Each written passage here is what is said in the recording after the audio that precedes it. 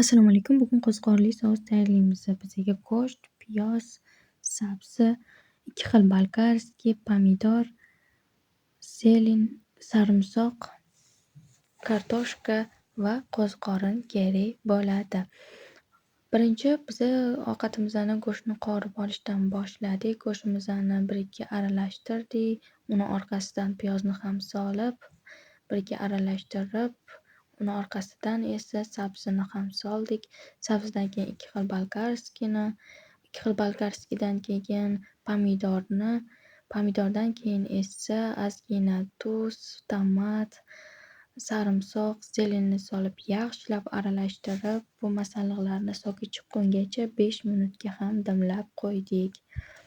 5 minutdan keyin masallig'imiz mana shunaqa ko'rinishga ham keldi. Sok chiqazib, uni orqasidan kartoshkani soldik, keyin qo'ziqorinni solib, yaxshilab ularni aralashtirib, orqasidan suvni solib, suvdan keyin esa ozgina zirani ham sepib yubordik. Ziradan keyin esa ovqatimizni 1 soatga dimlab qo'ydik. Mana qo'ziqorinli sousimiz ham tayyor. Yoqimli ishtaha!